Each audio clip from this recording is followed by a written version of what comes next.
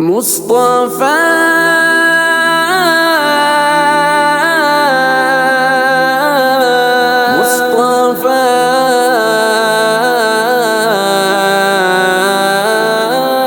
جب آئی موت دادا پہ نبی غم سے لگے رونے، ابو طالب مربی بن گئے الفت لگے کرنے۔ انہوں نے برکتیں اور معجزے جب آپ کے دیکھے،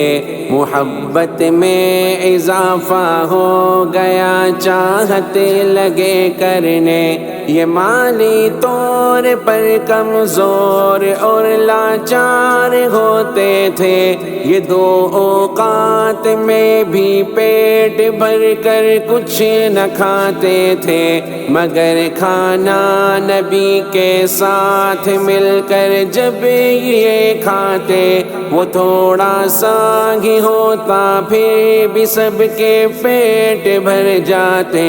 ابو طالب انہیں کھانے سے پہلے کہتے رک جاؤ، شروع کرنے سے پہلے میرے بیٹے کو بھی آنے دو۔ نبی تشریف لاتے ساتھ ان کے بیٹھ بھی جاتے، یوں کھانا بچ بھی جاتا، سیر ہو کر ساتھ سب کھاتے۔ جب آتا دودھ پہلے سب سے اس کو مصطفیٰ پیتے، پیالہ ایک ہوتا بچ بھی جاتا، سارے ہی پیتے۔ ہوئی بارش نہ بالکل کہتے، مکہ میں پڑا ایسے، منا تو لات اور عزا سے مانگو کچھ لگے کہنے۔ کہا ایک شخص نے تم حق کے رستے سے ہو کیوں بھٹکے، نشانی تم میں ابراہیم و اسماعیل کی بھی ہے۔ ابو طالب کا سن کر لوگ ان کے پاس آ پہنچے، دعا بارش کی مانگے، یہ گزارش بھی لگے کرنے۔ ابو طالب رسول اللہ کو لے کر لگے چلنے، نبی نکلے تو سورج کی طرح روشن تھے اور چمکے تھے، بچے اور بھی بازو مگر تھاما نبی کا تھا۔ طواف بیت میں مشغول ہوئے، انگلی سے بھی پکڑا، جو لوگوں نے سما کی سمت نظروں کو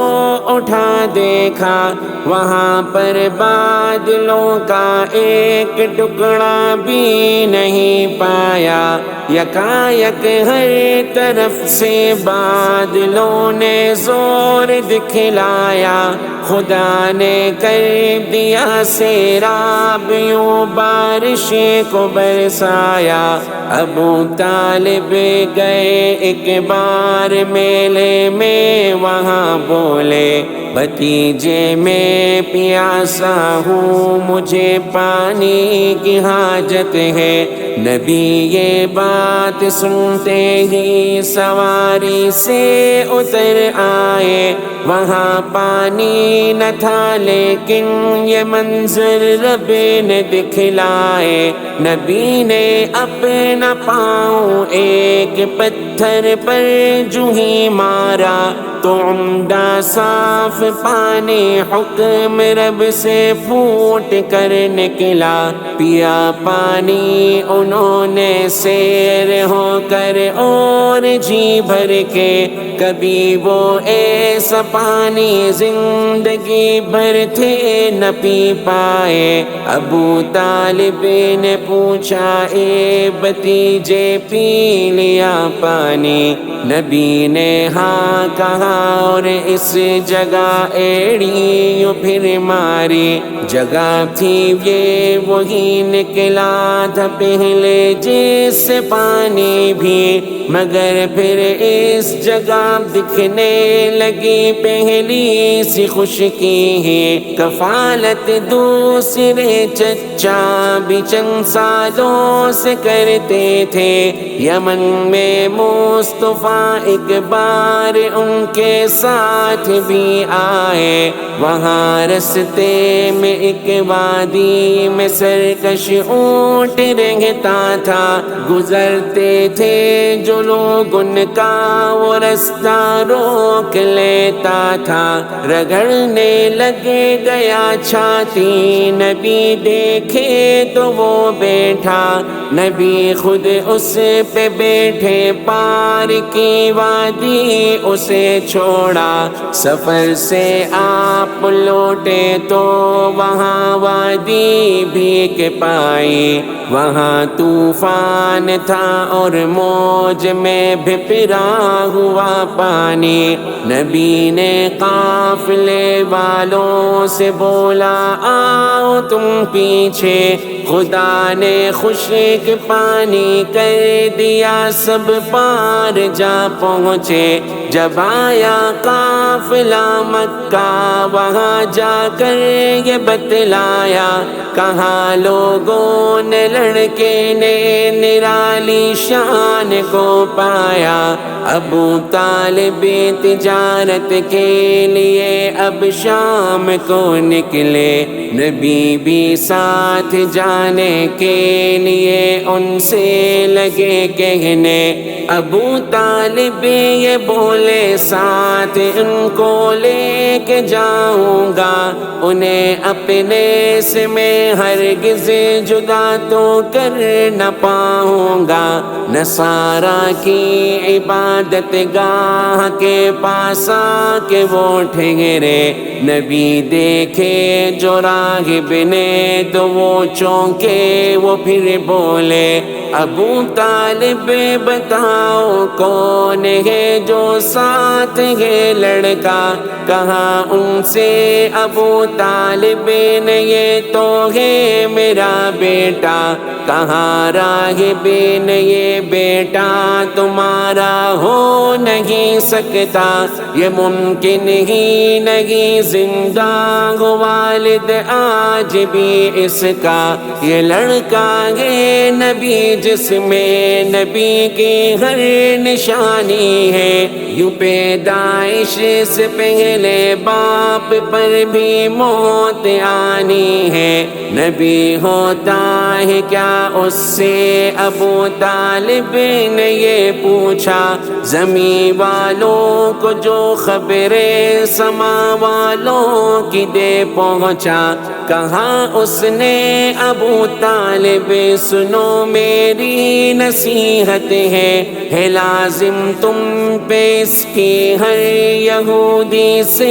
حفاظت ہے، ملا رستے میں راغب دوسرا آقا کو بھی دیکھا، یہ آنکھیں اور چہرہ ہے نبی کا، وہ بھی یہ بولا، روانہ ہو گیا اب قافلہ بصرہ میں جا پہنچا، بحیرہ نام کا راہب وہاں پر ایک رہتا تھا، بڑا عالم تھا، اس نے قافلے میں آپ کو دیکھا تو کھانا قافلے کے واسطے خود اس نے بنوایا، بحیرہ نے یہ حیرت ناک منظر بھی عجب دیکھا کہ بادل سائے کی خاطر سر اقدس پہ بھی پایا، نبی کو دھوپ والی جا پہ اس نے بیٹھتے دیکھا تو شاخیں مل گئی آپس میں اور ان پر کیا سایہ، بحیرہ نے یہ حیرت ناک منظر صاف خود دیکھا،